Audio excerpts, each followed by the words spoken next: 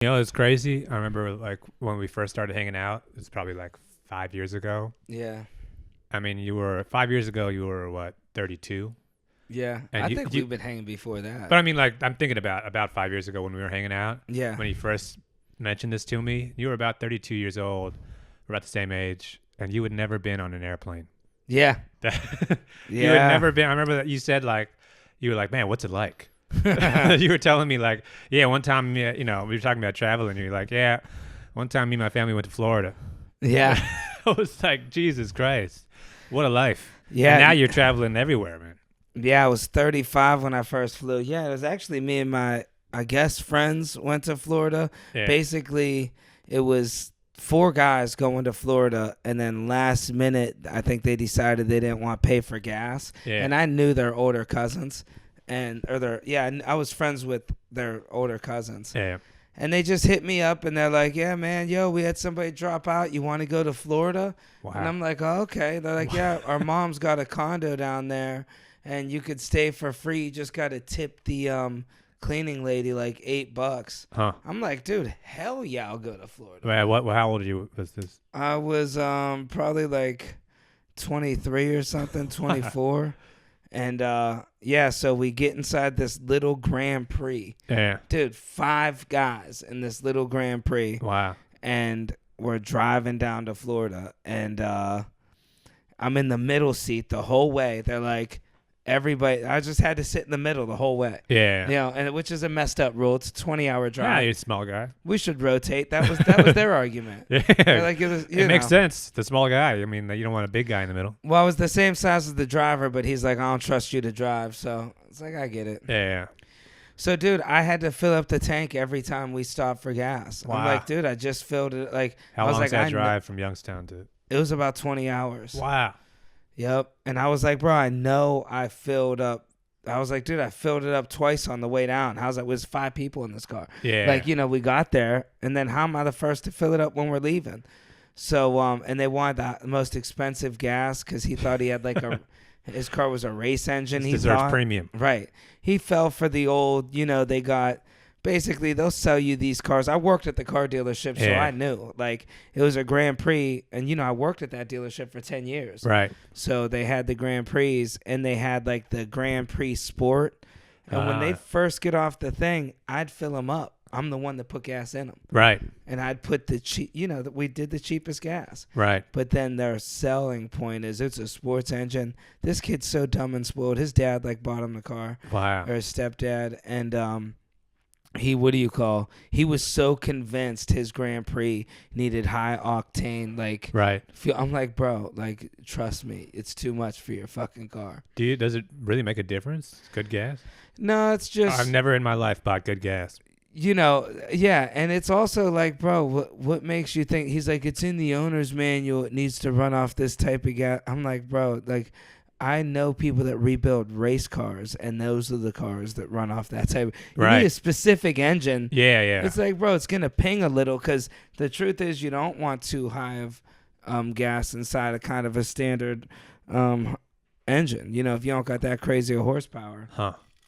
It's funny. I say that, like, I've never gotten good gas, and good gas seems like a ripoff. Every car I've ever owned has broken down and been a piece of shit. Yeah, maybe I should have bought good gas. I don't know. I used to get the middle grade because I felt like it lasted longer. I don't know. Yeah, you really got to be like, I got to be doing so good in my life to think that this is the one thing, this is something I'm going to, like, step up. Yeah, the car I had the longest, halfway through the gas tank, it had a leak. I didn't know. I just thought the car was bad on gas. Yeah. And then one time I realized somebody, I think my dad told me, he goes, hey, man, your car's leaking gas. And then he figured it out. He was like, you can only fill your tank up a quarter way. So, wow. Dude, when I went on long trips, I had to stop like oh, my God. every 45 minutes. And you look like a poor person that's asking, like, can we put $6 on tank one? Yeah, always. Yeah. And that's back when you could at least get 3 gallons off that $6. Right. Remember that $2.13 a gallon days? Yeah. Well, I only drove for a little bit of those days, but no, but like it's so hard to think that there's got to be like some guys who like just imagine going to the grocery store and always getting the good eggs. Yeah, and I do that. You get in your car and you always get the good gas, and you go home and your wife's kind of hot. Yeah, and that's it's like the life. there's levels to everything in life. You got a Or- Sony TV instead of a Yeah, Toshiba. You don't got a TCL. Yeah. Yeah. You got the Vixio or some shit. Yeah. Everybody's like, there's always like some guys can always do a little bit more than you. They do. I've always looked up to those guys, you know. Yeah, I don't buy cheap socks. I spend money on socks. It's You ever like, man, yeah. must be nice. You ever see people with those shoes? I see them a lot, like mostly like doctors and people that make a lot of money, and their shoe has an OC on it. What do You ever see that shoe? I see it a lot, man. It's got an OC. It's like these rich New York guys. You could tell they got the Johnson and Murphy bag, the OC yeah. shoes. Yeah. Man, think about what kind of eggs those guys are eating too. Oh my god, dude. $10. It's the eggs where it's like clear plastic. Yeah, And it's like some like really nice shade of brown that you've never seen before. yeah. Yeah, we got to eat these bullshit carton eggs. With all the hormones. Yeah. Anyways, though, it's crazy to me that you're telling me this story about going to Florida. So you had gotten up to age 23 and not left? Well, my family, we went to Canada once, and then we went to New York once when I was a kid. Wow. I remember the Canada drive felt long, but the New York drive, we were like, wow, we're really going. We rented a van. We took my dad, man, he covered everybody's trip, man. Wow. How many people? Man, he had to spend about $15,000 on this trip. He took me, my mom, my brother, my mom's sister, and his mom. Wow. No, not his mom, her mom. And yeah, man, that's a lot of money. Stayed at the Marriott. Wow. Dude, you yeah. guys did it up. He painted like boats and cars just to do it. He busted his ass to take us there. Jeez. See, it feels like it would have been smarter, though, to spread this out a little bit. You guys could have gone Yeah. different places and stayed in regular hotels, right? Well, you know, those jobs, I think you only get like a week off work. Oh, He yeah. gets like 1 week a year off Wow. or something. So, you got to make it count. But like when so you spent almost all of your time then just Youngstown and like surrounding areas. Yeah. So what was it like for you, like psychologically, when it's like we're going to Canada? Canada You're just was like, oh man, this is gonna be you're gonna see some crazy shit. Yeah, I What's it wasn't gonna be ready like? for it. And then you see the falls. I was so excited, man. Yeah. Driving there, I remember that. And then like you're eating place, you're seeing different stuff. Oh, yeah. It was cool. You see some Native Americans or something. We didn't get that lucky. Yeah. Yeah, we seen You got binoculars in the car. right there. Look, They look go. at that one. He's got long hair. We went to a butterfly museum. Oh wow. That was interesting. Yeah. We went to a wax museum. I remember seeing that. I like that. Like, it was crazy. You go all the way to Canada and the New York side of Niagara Falls. Have you ever been to Niagara Falls? No. It's really not much different. They take American money. You could buy Canadian money, but it's like Right. there's a Denny's right there. There's like, So you guys just like stayed there for a little bit and came back? we did like 3 days. It was like a 4-hour drive from Ohio. Wow. Yeah. It's crazy to me that like it's not like these are long. It's like a long trip. Yeah. You could have done that in a day. You leave in the morning. You could have come back at night. I did it once with my buddy. We yeah. were drinking, dude. We were like, yo, you want to go to Canada? Dude, we legit had to work the next day. Wow. And we drove out there, man. We drove all the way to Canada, and we went and got some. We drove out there. We were all talking the whole way up there. We're like, get some of that Canadian bacon. Dude, we show up. They're out. How are you in Canada? Right. Well, everybody else has that same plan. I guess so. Yeah. Plus, you could buy Canadian bacon here. It's not. Yeah, we were small-minded Youngstown. Then we had to work that Saturday. So we drove Wow. out on Friday night. We seen the falls. We turned around, drove back. Jeez. You felt like travelers, though, huh? Yeah, we were just out there. We were going. Man, we got there quick, too, man. Well, from Youngstown, too. It's like if you want to drive, you can drive to Pittsburgh, right? You can drive Oh, yeah, to mad easy. Philadelphia. I mean, Pittsburgh, I don't count as a vacation. I used to shoot up to Pittsburgh on the weekends.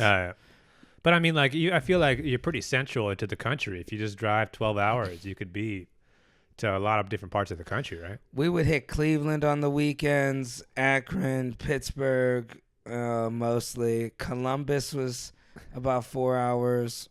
Did you ever have when you were growing up though? Did you like aspire to like traveling overseas and flying around and stuff? Or Dude, 'cause yeah. I can't believe you got that far without just like getting on a flight out of curiosity.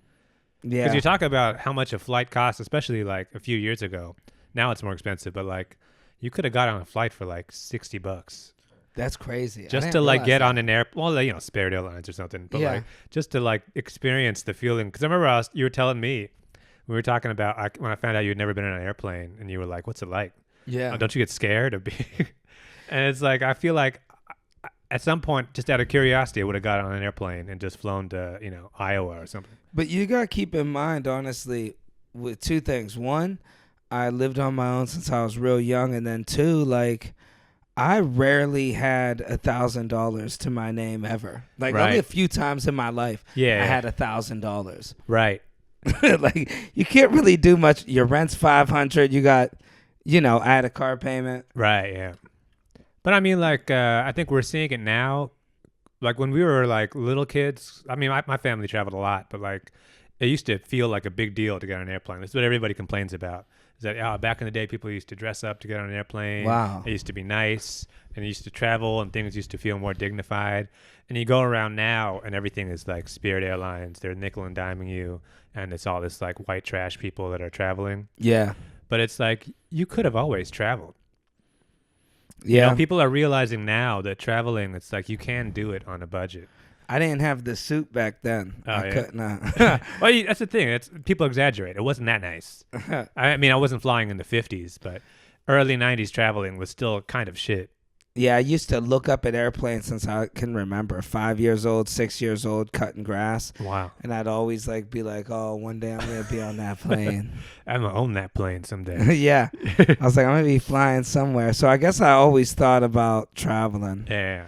I always had this mental idea of just being on a plane with a laptop.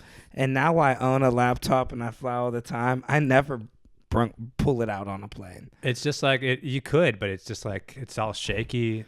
And also, dude, it's all for show. Who needs to really work that much? We're going to land. There is plenty of time to be on your computer somewhere else. Right. Yeah. I always tell myself I'm going to get work done on an airplane. It's like, I have permission. I give myself permission to just not do shit. I'll watch a movie I've seen before twice. Right. Yeah. I'll sleep. I got real good at, I got good at sleeping. I stretch out. I put my feet all the way under. Bro, look at this. Boom. I'm telling you, look, this ain't even reclined. Yeah. And, bro, I'll sleep. I'll put a little sweater back here, and, bro, I'll just be knocked out. It even confuses the steward people. They'll be like, sir, your seat, you got to put it up. And I'll be like, it's up. Oh, it's up. Yeah. Sorry, officer. You're going to have to check me. Yeah, you're wrong on this one, buddy. I'm going to see your license. Yeah, at one time, it's like kind of nice to not be super tall, huh?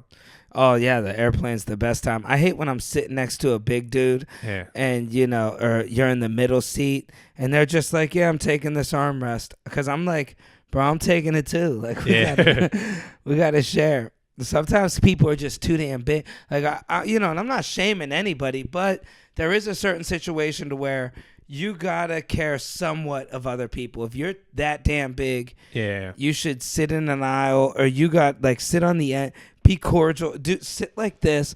Cause bro, I was between two big people, and bro, I had to do the flight like this. Oh, man. No lie, I'm sitting sideways. I'm just looking right at the dude. See, imagine the plane crashes and you're in that position. I'd be safe. You'd be doing like cartwheels though, going forward. It's like airbags. Yeah. The seatbelt's not designed to hold you when you're right horizontal like that.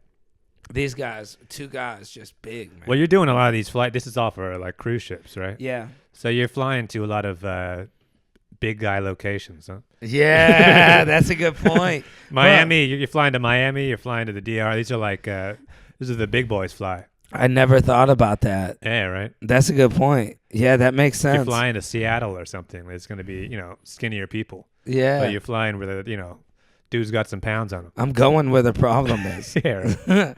You're getting on these like bullshit flights too, like to go to like DR, right? Those little single engine Cestas. Yeah. I've been on a few of those. My buddy was just on a plane that lands on the water. I don't know how I'd handle that. Oh my God. I've done that before. Yeah. But it's like, it makes you think too, because like the goal is to be in like a private jet. But imagine if you had to fly private, that's what you're flying. Yeah. A little ass plane like that. That's interesting. That does not seem like, something you would aspire to. Yeah, to me, I don't hate traveling so much that I would ever drop enough to be on. I wouldn't even drop enough to be on first class. I'm paying for 3 more inches here. Like, what do you? Well, I mean, like you got to think for like if you're like 6'5", yeah, 300 pounds.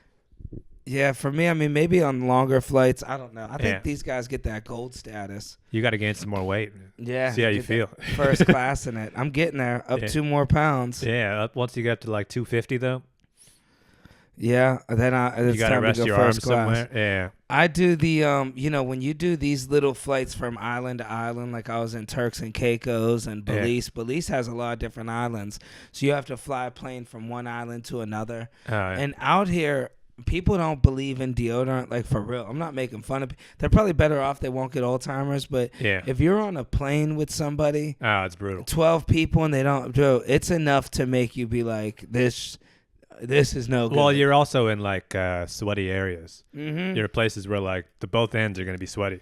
And nobody's wearing deodorant. I can't tell you how bad some of these planes smell. Like I was telling this guy next to me, I'm like, you stink, man. I was mad, dude. I'm yeah, like, put yeah. your arm down. Every time he raised his arm, it was terrible. Wow.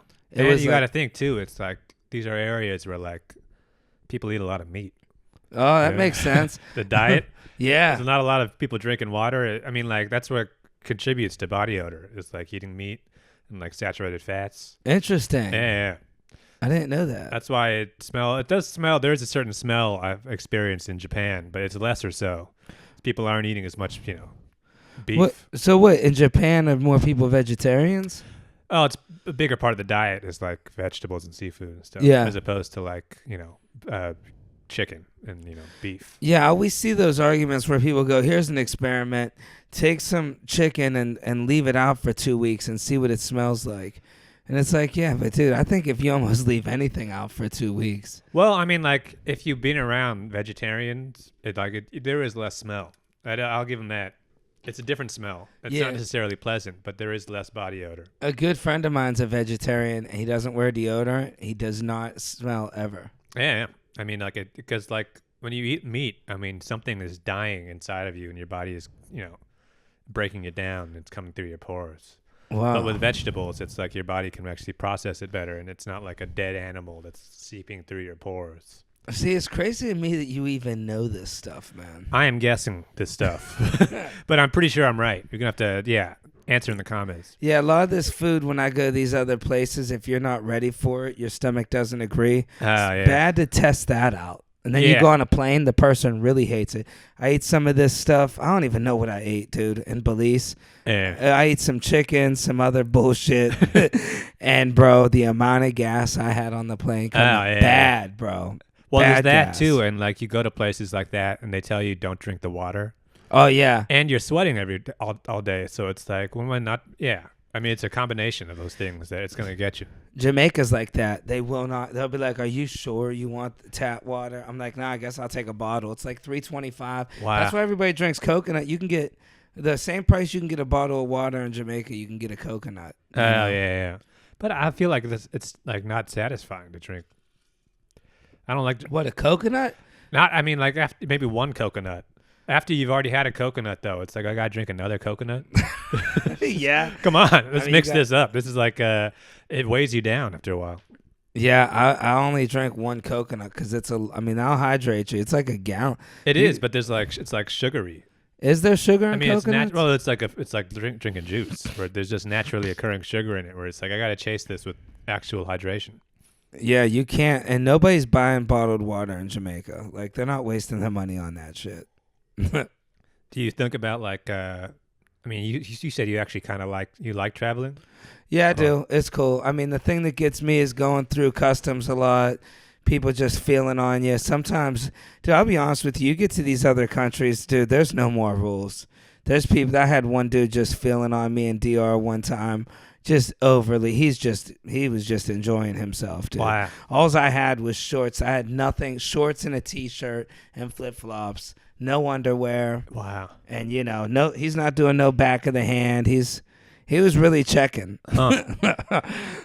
Man, you got to wonder what that, because like, I mean, that he's probably spent what, like 2-3 minutes with you, Easy. but just like that guy's there all day long. Yeah. How many different balls is he feeling? Yeah. I mean, he must have like a encyclopedic knowledge of just like what dudes feel like. Yeah, and how to get away with doing something wrong. Like, he was good at, I said, whoa, man. He was real aggressive about it, too. He's like, I have to check. You got to think, though, it's almost like it's like doing comedy or something. Where it's like I'm gonna try out my new move today. Yeah. I got a new bit. That's a whole nother level of creep. You know, and also when you travel, when you go outside the country, there's not as much as for like, you know, like in Jamaica and stuff. Bro, like the catcalling and stuff out there is insane. They haven't got the memo on that yet. DR, Jamaica. I'm like, wow. Dude, people will be going up to, oh my God, bro, showing them, dude, in Jamaica, bro. I'm telling you, guys will be literally swinging their dick in front of your woman. You know, it's insane. I mean, I think there's some women that go down there for that, though. 100%. Yeah. Dude, I see it all the time. You get the women's vacation. Jamaica and DR, I'd say out of a lot of the places I've been, they really go at you hard. Mexico, it's a different type of flirt. It's like the Mexican guys, I feel like, will flirt with the girls, but they don't want the girls to talk. They're flirting with them just, I want you to hear this, but don't come talk to me. Yeah. Well, they're showing off for their buddies. Yeah. It's just like a bunch of dudes on the road just drinking. Like, hey, watch this. Yeah. And I'm going to say the most heinous thing in the world just to fuck with. Yeah. It's just, I think it's more lighthearted. It's just them joking around. Yeah, probably. Yeah, you're right. Yeah, dude. But yeah, I've been there. DR is fun. Man, I got pranked in DR by a military guy, and he was telling me, you know, there's this stuff in DR, and I don't know where else it is. It's called Mama Joanna, or it's actually called, like, it looks like marijuana, but it's said differently. It's actually a juice. It's not, has nothing to do with weed, right? But it's pretty much called like marijuana. Like, if it's in like a can or something. Or? If you read it, no, it's like a it's basically like tree bark and stuff. It's like some Dr. Sabby shit, and it's like, and you got to put rum in there too, or some sort of alcohol. But it's like you just buy it on the side of the road from like a guy. Yeah, you'll buy the tree bark from some guy rolling cigars or something. He'll just have it. And he'll tell you put rum in, let it ferment and sit there for, I don't know, like I think it's 7 days or something. Wow. Or you could buy it already pre-made. Like they had the pre-made too. Yeah. It's like $20 for a bottle. So this military dude's on the boat and he's telling me, he goes, oh yeah, this is like weed, but it doesn't show up in drug test. And he's like, gives you even better effects than weed. This is like and it says right on it marijuana, but I think it's called something pronounced differently. Yeah. So, dude, I'm like, oh, let me try this shit, see what it's like, you know? So I get it. And, dude, it's their version of Viagra. Wow. Dick hard for 2 days on the boat. Oh, my God. I swear to God, dude. Wow. Was it like an immediate, like, drink this back and you... No, I mean, you can't drink the full thing because you'll get drunk. It's filled with rum, too. Oh, right, yeah. But it was about, you know, an hour later, I started saying, like... Wow. You know, I'm like, I don't know if I'm tired. Or Like, you know, when you first wake up, you get that. I had like morning wood for 2 days. Wow. And I was just like, you know, it was that stuff. And I couldn't put 2 and 2 together. And then till the next time I seen him, he knew what was up. I'm sitting there. Wow. You know, I'm trying to hide it. He's cracking up. And I'm like, wait, what? And then I found out, you know, they told me. He's like, bro, wow. How funny would it have been if you were just about to go through airport security? Oh, that guy in DR. That's the prank right there. Yeah, right. Let's send this guy back through the line again. Yeah, we got to check. Yeah. What makes you think, though? I mean, like, at least you know that there is because Viagra is all just like chemicals and stuff. Yeah. At least that is a natural thing. Yeah, and honestly, I'm like, I don't know if it was the Jamaican rum that did it. You ever have rum overseas? Nah. It's stronger. Yeah, if you go over, like, you know, they have limits in America. Oh, yeah. But if you go overseas, they don't, all bets are off, dude. Rum, one glass of rum will have you to where you're like, all right, I might have alcohol poisoning. Wow. It's no joke. Whenever I travel, I almost never want to drink. That's the best I don't get time. how people like want to go on like traveling and drinking. It feels like it doesn't go together because when I'm drinking, I don't want to be in like a super unfamiliar situation. Yeah. You know what I mean? If I'm in a country where I don't speak the language, the last thing I want to do is be drunk. Yeah, I mean, it just feels like something's going to go wrong here. That's because you got common sense. Yeah. But, you know, it's like, to me, I'm like, I don't know. I'm the opposite. I love, like, I feel like that Bert Kreischer. Yeah. When I'm on a plane, I want a whiskey on the rocks, double rocks. You know, it's like, it's just something about it. Or a cocktail watching the sun go down. I'm into that too. Well, there's something about people not speaking English that stresses me out. And it's crazy to me. Like, I've been in like, yeah, even if I'm here, if I'm just in like a, you know, Chinese neighborhood or something, it's like, this is like, I'm on edge. Yeah. Not like a dangerous, but like I'm heightened senses. But like, it's crazy. I remember being in like Thailand and just seeing these like you ever been in like one of these like resort areas when people get so drunk that they get separated from their friend group? Where like clearly this guy didn't come here by himself. He was with his friends, but he just got trashed enough where he just went on a solo adventure. His friends left him. And his friend, well, yeah, they're all doing the same thing. But like when they're so drunk that they're like, and they start trying to ask people for directions, but they don't speak. These people don't speak English. And when you're that drunk, you just like start yelling instead of like trying to talk. Yeah. So it's just like a drunk guy who's yelling at all these people trying to find his hotel. And to me, it's just like, man, you're going to get killed. Yeah. This is so dangerous. See, there's that too. I've ran into that a few times. I was in Ensenada, Mexico, and you know, those types of things happen. Yeah, if you're that drunk in those types of places, that's playing a dangerous card, because I feel like things like that could definitely happen. There was one time, dude, I felt like somebody was trying to get me. I was a little drunk, man. Yeah. And I forgot what I was asking the guy for. I think I was asking him for some of that Mama Joanna stuff. Or whatever, you got any more? Yeah, I just wanted to bring some back to America. Yeah. And dude, he's like bringing me down these little steps. And something in my gut said, this is not normal. Dude, I cut through this little flea market thing, and the way people were looking at me, I was like, and I could have just been paranoid. I sprinted away from this dude. But he was trying way too hard. Yep. And people think, oh, you're crazy. But I'm like, dude, you understand, like, the organs and shit. People, that's the black market, you know. Well, I mean, like, you're always, anytime you're in one of those tourist areas, it happens here, even on like Canal Street, where it's like somebody tries to sell you something on the street. And even if it's like, I do want to buy this, it's also like, why can't we do this right here? Right. Why do I got to go to a third location with you? Yeah. This is like, I mean, like, just give it to me right now. Why do I got to go to your house? Bring this shit back to me. Yeah. Yep. That's how they used to sell weed in Washington Square Park. Yeah. Where it's like, if you first off, you shouldn't buy weed from just a random guy, but if you do, the guy's never just going to pull it out of his pocket. He's like, no, me and you, we got to go over there. Especially when the girl's hot. I've seen it in West Village. You know, I lived over there. Bro, I used to tell girls, bro, don't go down there, because I seen the shit that would happen. You know, it's like, don't go outside this dude's apartment. How much weed are you buying where the guy has to take you to a van? Right. It's like, just keep it in your pocket. But yeah, if you're in Mexico or something and you try to buy a watch off somebody, they're never just going to give you the watch. It's like, we got to go to this place, hand me the money here, and then go down the street and pick it up. And then people always try to make money off the top.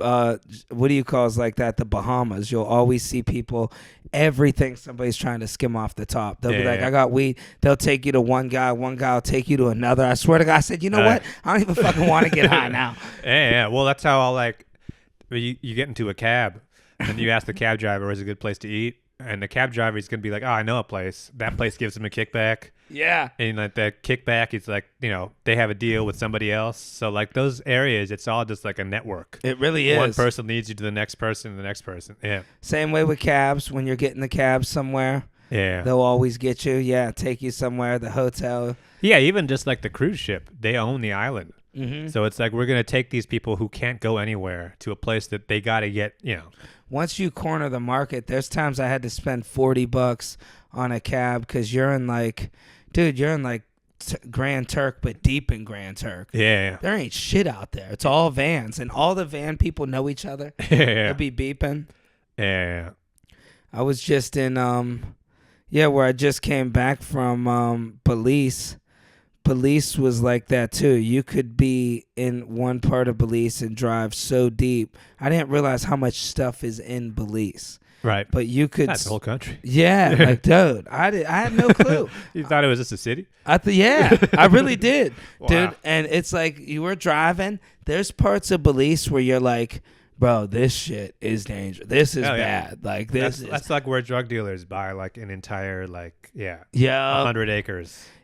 It looks like Compton run down. Like it's insane the amount of stuff you're seeing on there. Yeah. And even like DR, I don't know if have you been to DR? No. Bro, 17,000 mopeds in between traffic. Yeah. But you've been to places like that. Where you see like, 4 people on a moped. Where it's like they're all going directly at each other. Yeah. There's no like right side of the street. It's like, no, we're just playing chicken the entire time. I've seen it, dude, with a baby between them, Yeah, kid barely hanging on. Yeah, there's like 7 people on a moped. Yeah. It's insane when you see that. I'm like, dude, and they're coming by and cutting off cars and just boom and hitting the shit. You're like, dude, is that guy all right? DR is crazy like that. Anytime I'm in a city like that where the houses don't have any windows, I'm like, shit's brutal out here. Yeah. Well, it's funny because like you see it now with like these food delivery guys that all have like the electric mopeds, but like that to me in my head when I see that I feel like I'm in a third world country. Yeah, because that's to me it's like I think back to being in like Thailand or in Mexico or you go to Vietnam. And that's how everybody gets around. It's just like a little moped. And these food delivery guys got some nice mopeds now. They're nice, but they are still mopeds. But it still looks kind of shitty. Where it's like this, you still have like plastic bags over the handles. Right. Kind of mopeds where it's like this looks kind of trashy. But you feel like we're really like as a country we're stepping back. You would think that we would be moving forward to flying cars, but no, we're going back to mopeds. Or when's drones delivering food, right? Like you said, they're already delivering. The drone's never going to get better than just some immigrant dude on a moped, though. Yeah. We got enough mopeds to go around. But it's crazy that they would trust a $25,000 brick of fentanyl for a drone to bring that over. Right, it's true. But then they're like, yeah, we got plenty. Yo, nothing against these. I wouldn't trust a food delivery guy with $25,000 worth of fentanyl. Yeah, it's true. You're never going to see that guy again.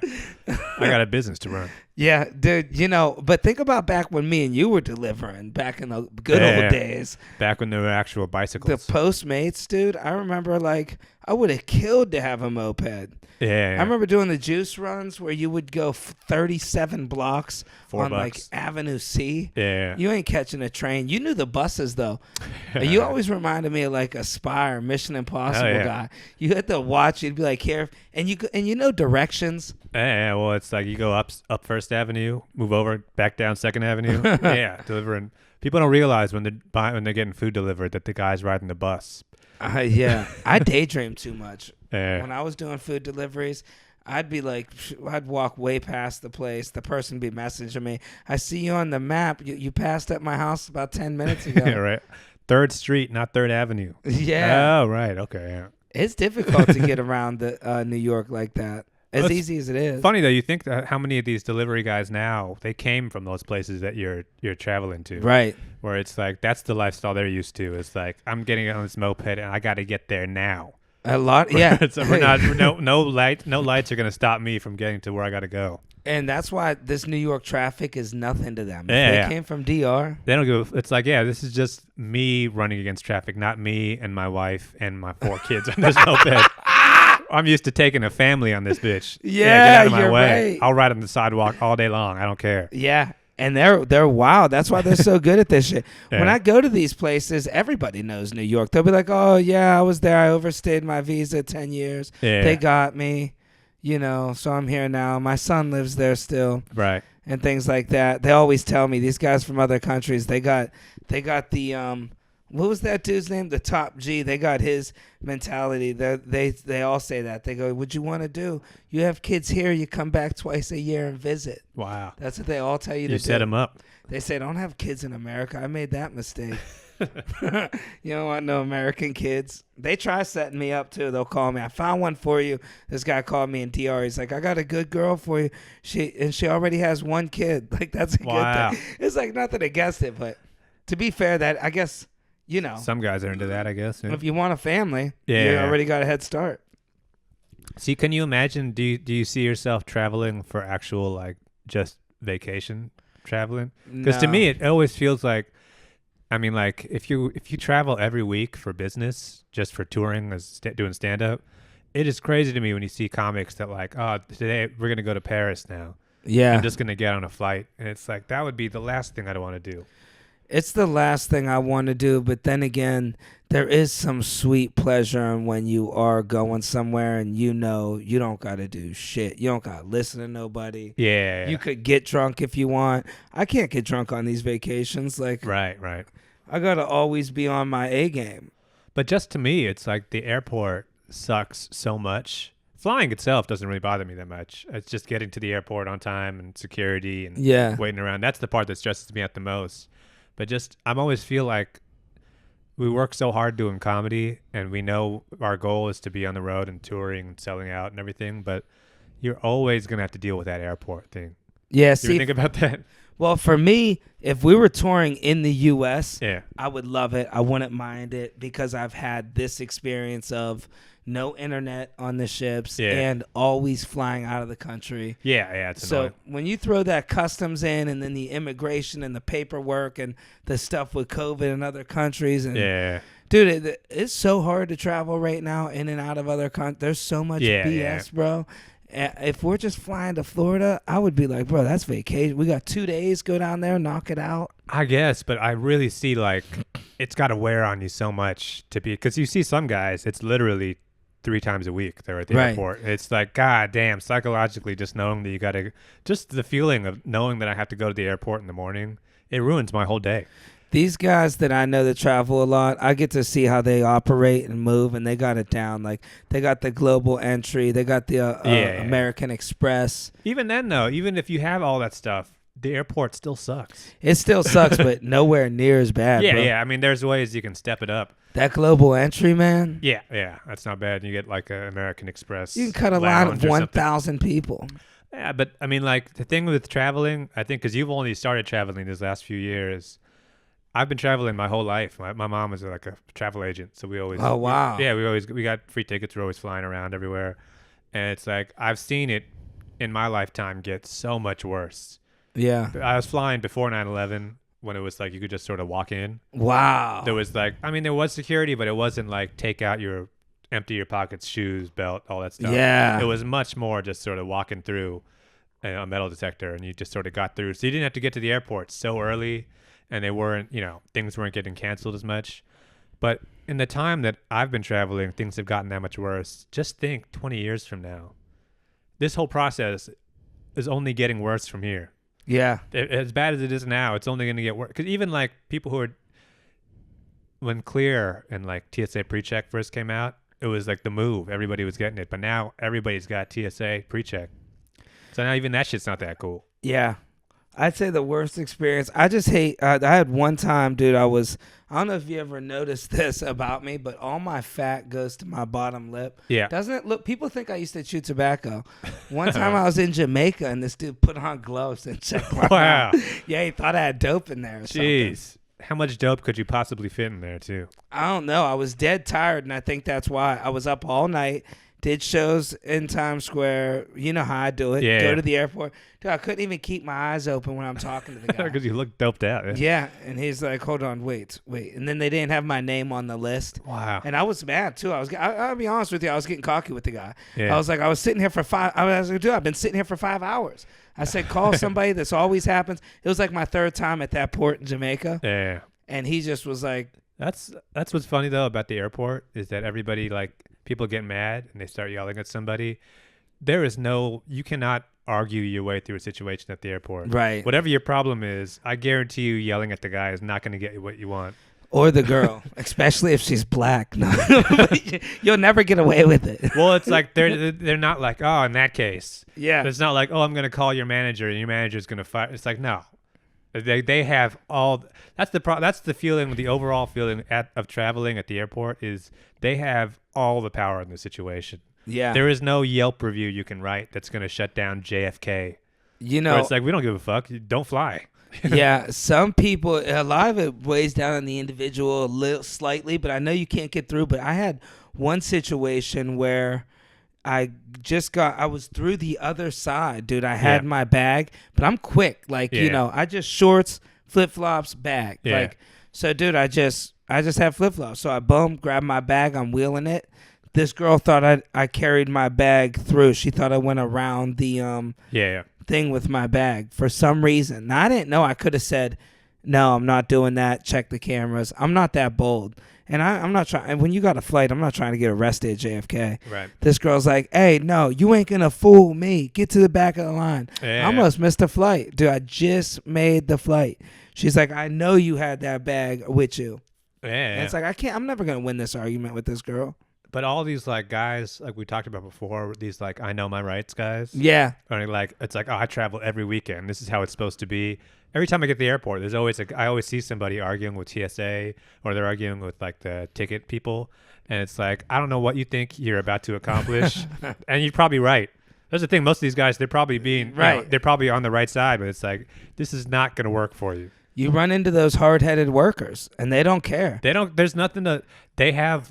There's only 2 airports. Right. What, are you not going to fly? They got the power, and your rights and laws, it's not as important as them winning the argument. Yeah. What do you think? They're going to be like, oh, you know something? I was wrong. Yeah. My apologies. Nah. When it's like, even with like airlines, you always see it where like people write on like social media, it's like, I'm never flying Delta ever again. Right. This airline screwed me over. They lost my bag. They did this and this. It's like, you are definitely flying Delta again. 100. Let it be $238. What, are you not going to fly? I'm going to save $1. I'll deal with it. But even if you don't, if it's, money aside, it's like there's only like a few different airlines. Yeah. And there's certain places you go where you got to fly Delta or you're just not going to get there. I love the people they're like, yeah, I'm not going to fly this airline. Then they go fly another one that's owned by that airline. Yeah. It's like, dude, well, it's like when people complain about their phone. It's like, don't use Verizon. Right. And it's like everybody thinks their phone company is the worst phone company. Right. There's only 3 phone companies now. And it's like, maybe we should fix something early on there. But it's like, the situation is what it is. Yeah, you know, I don't understand how on flights how people don't know their seats. That's something I deal with all the time where I'm just like, come on, man. Like, you're way off. You're in 24. I get it. You want to sit by your husband. Yeah. But it's like they will try to, no. One girl wrote one in with a pen I seen. And the lady's like, well, miss, you know, the fact that was wrote in with a pen and he has a ticket with that seat number. Yeah. And they don't want to move. And then I get stuck sitting in the aisle or in the middle. Right. They're like, because people always tell you, well, do you mind? And you're like, brah. Unless they're pregnant. That's the only time I make that exception. Right. But any time where it's like, hey, can I sit next to my son or something? It's like, what do you think, your kid's going to get kidnapped on a plane? Right. Who gives a fuck? Or they'll be like, do you mind our son? He wants the window seat. Do you mind sitting in the aisle? It's like your kid is... Nobody talks on an airplane. It's too loud. Right. So it's like, what do you need to sit next to somebody who can...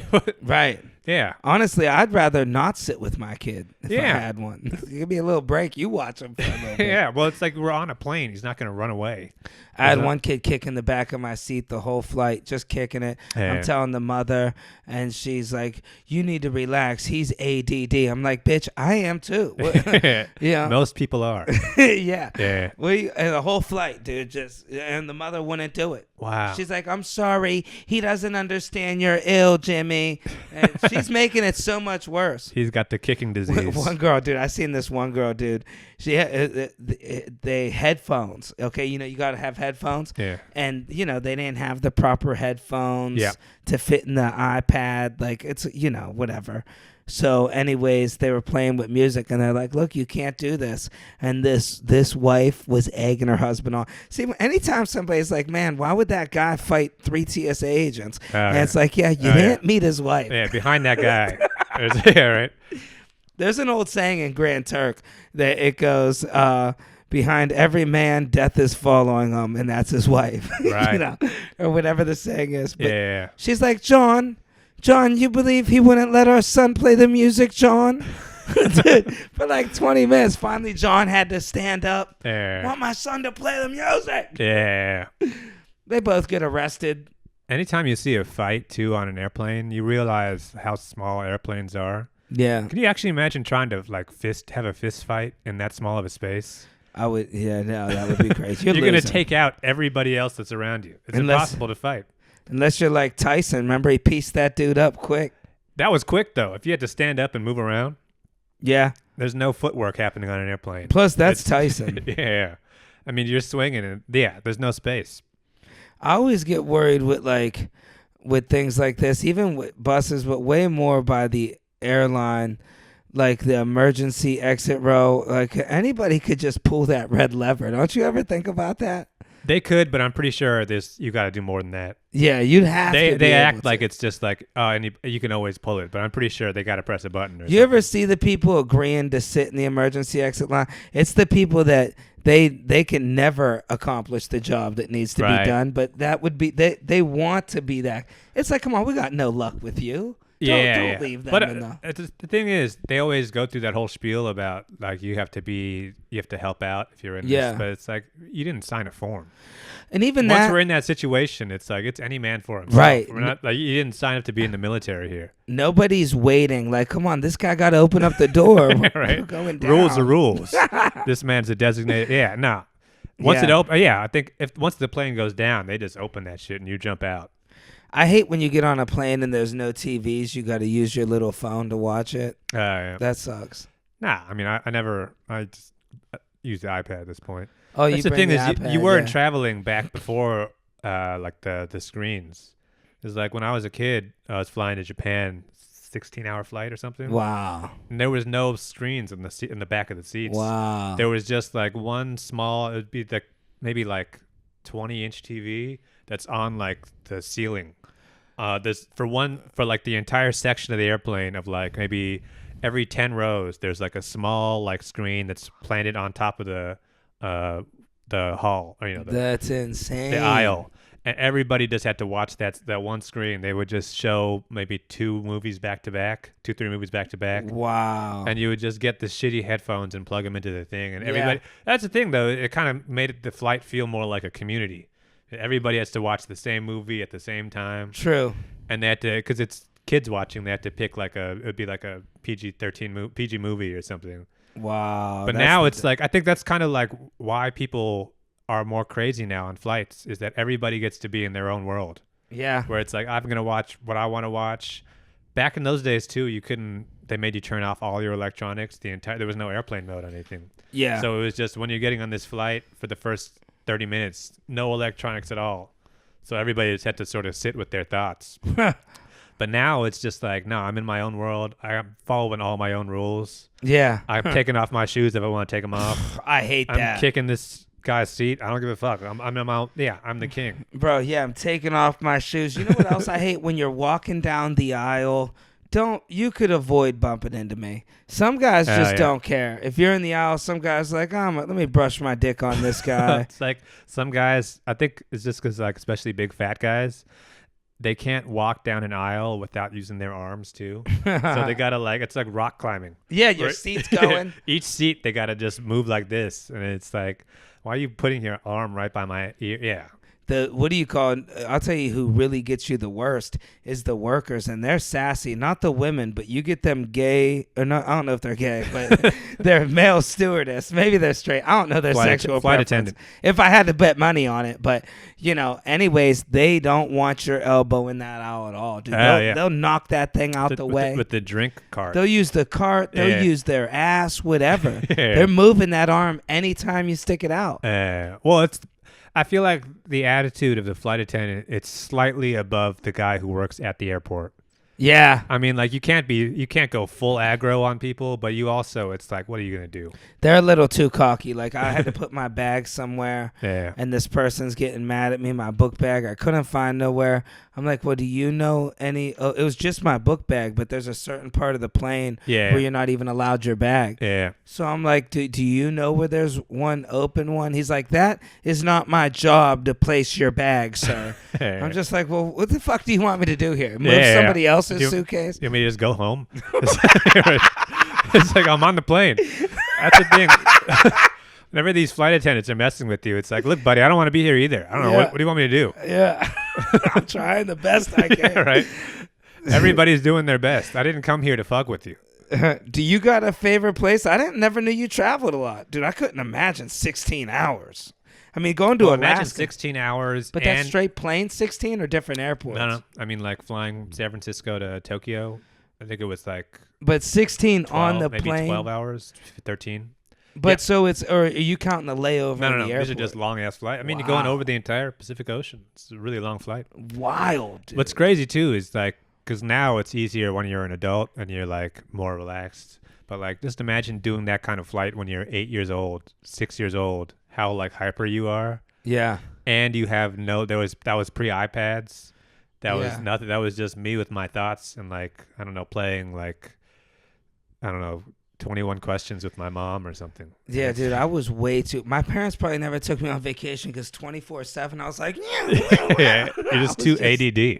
I was nuts. I used to do this. I'd run around, Yeah, run around, punching myself in the head. yeah.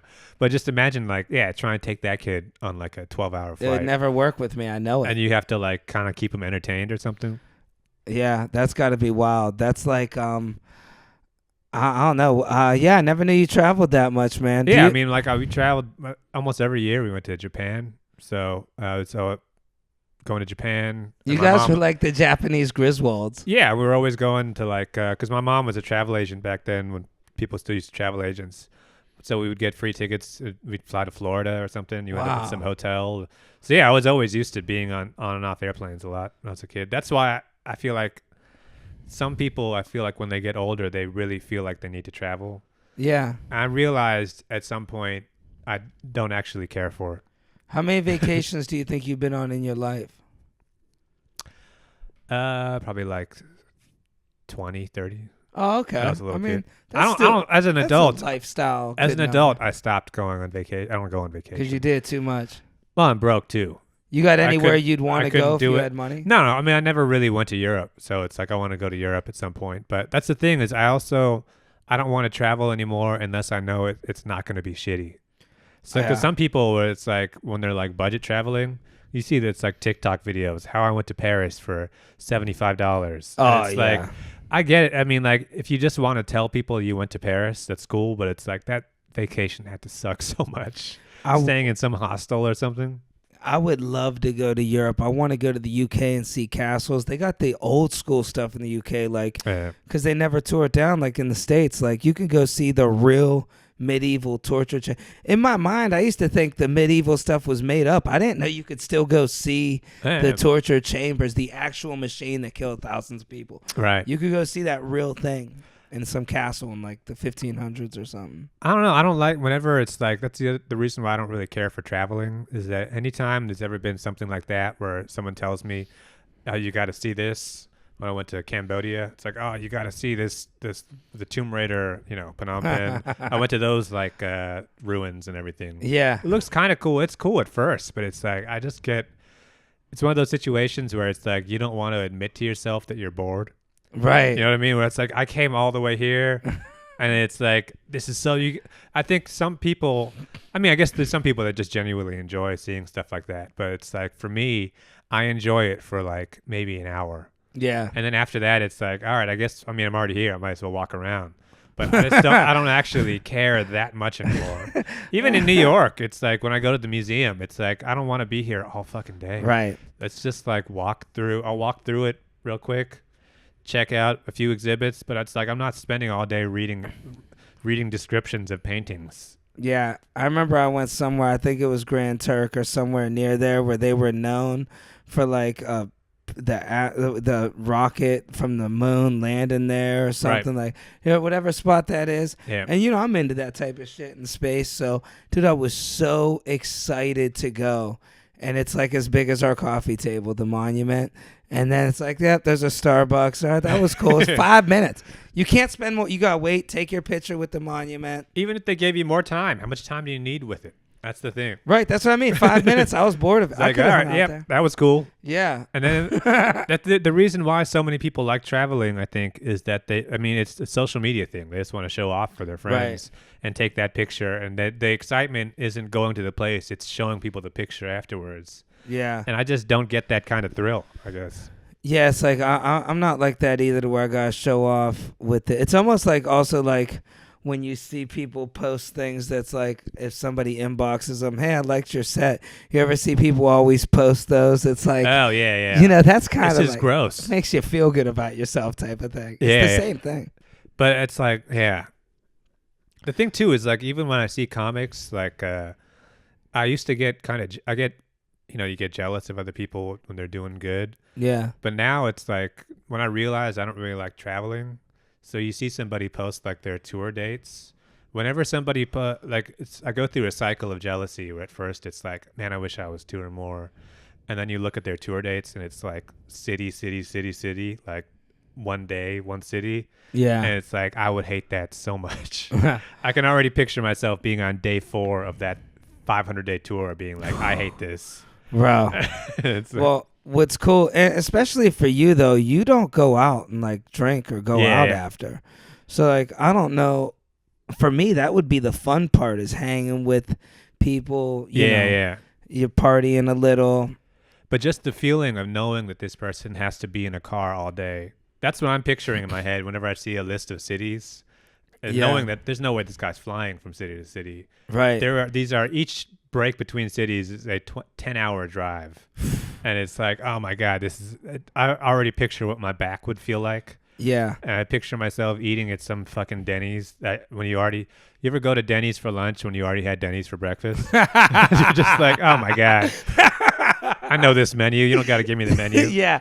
You know the stuff off the special menu. Yeah, right. Let me get the sad fingers. Yeah, How right? do you know about that? Some more, the chicken fajitas again. Yeah. And it's like, I don't want to, I get jealous of somebody because I'm sure the shows are great and I'm sure it must be fun. Certain aspects of being on the road is fun, but it's like, there's no way for me that's the goal. That's just like, I could see maybe for like, if this podcast takes off, maybe we get a few years where we're hot. That would be kind of cool just to do it for a little while. But the idea of like spending the rest of your life driving all day long is like, sounds horrible to me. Like, you know, especially when you see you're going to the same spots, I'm sure you get that same little comedy. I did a couple times. I did the road. Yeah. And they put you up in the comedy condo. And, you know, when you're there for like your 4 or 5 years later, you remember your first time you did the condo, you were excited. But 5 years later, you're like, I'm in this shitty condo. Yeah, I'm in Iowa City. Looking at this same stain. They didn't even paint this motherfucker. Yeah. And just knowing that, like, you got to make the rounds again. I get down on certain things like the food. I know it depends on who you're on the road with. I was with guys that they're like, no, we're not going. And I was headlining, but they're like, we ain't eating at a Denny's. We're going to a good place. And I'm like, dude, how much money do you think I'm making here? Right. What are we gonna go in debt? Yeah. Dude, we're eating at a hotel breakfast, cuz. Yeah. See, that's the thing is, I guess, like, to get to a place where you're doing good, you really got to go through kind of the shit, I guess. Yeah. You got to go through like low level touring where you're kind of losing money. I'm just not willing to do that. Well, hopefully we don't. Once you get to like that, I guess it's got to be so much different once you're actually doing well. Yeah. When you can actually eat good food on the road and stay at a good hotel. It's really got to be worth it, even for us to tour, because I'm never doing it again where I'm broke like that. 19 hours. Even when you're with somebody cool, like me and you would have a blast hanging on the road. I was with cool people when I did it. It goes by a little, but it is a lot. Like, okay, we're just looking at pavement, just 19 hours. But my God. You don't have time. You wake up, you're like, okay, where's our next city? You got to account for traffic. You got to get there early. Yeah. You want to shower. Maybe sometimes you don't even get a hotel in that city because you're like, right after the show, let's just drive 7 hours, get closer to Georgia. You know, it's a 14-hour trek. Oh my God. Let's break it up, you know. But just like think about all the skills that makes you a comedian in terms of like how you're writing and like going on stage and sort of developing the craft. That has nothing to do with being in a car for 19 hours. And yet that's how the job is. Well, getting to learn stuff though. Like, you know, you learn about like, I learned about Vermont, Virginia. You know? I never knew anything about Virginia. Now when I'm on stage, I'm like, oh, y'all got money. Like people in Virginia for the most part. There's that, but you could learn that in a different way. Do you but think like, I'm gonna read something, Dan? Not. That's not what I'm saying. But I mean, like, is the skill of doing comedy is not the same skill as like long haul trucking. Right. That's basically the lifestyle of like that kind of road comic. You're basically like a long haul driver. Whereas, like, you might as well be driving milk. Well, that's why at this point I won't do it unless it's worth. Like, I'm like, it's so much more worth it for us to go in the city, do our little videos we make. Finding other ways to do it, yeah. Where it's like I can't, because it's crazy. Because there's some guys who like really love it.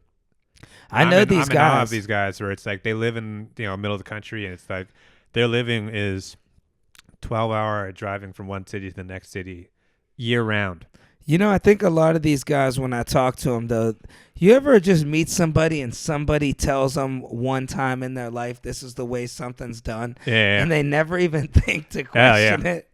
That's a lot of these guys. I talk to guys that they live on the road, 40 weeks a year, sleeping in their car. Oh my god. And dude, they're like, well, Pryor did it. It's like, in '69. Yeah, like, those guys, all their advice, the first sentence is telling you how long they've been doing comedy. Oh yeah. 32 years. Yeah. Let me tell you something about Mitch Hedberg. Well, yeah, let me tell you something about in the 80s. See, we didn't have YouTube back then. Yeah. And it's like, yeah, we have YouTube now. I always hear these old time guys. I get to run into those old time 70s, 80s guys a lot, and they'll tell you, they'll be like, they'll be like, yeah, man, I remember back at the store, man, Robin Williams, and there'll be somebody else nobody ever heard of. That person's career never worked out. They shared the same suit. Yeah, him and Mike Schneider. Yeah. That guy was a killer. Yeah, Mike was good. Yeah. But you got to think though, it's like that there's no pension plan for comedians. No. There's no like retirement plan. None of these guys have 401ks or they're living kind of gig to gig. Right. But it's like once you get in that kind of, you start working that circuit and that becomes how you make your living. You're never, I mean, think about how your body feels kind of shitty now compared to when you were 21. Yeah. Think about what your body's going to feel like when you're in your late 50s. From driving all day long, lower back pain. And it's like, those guys have to do that forever.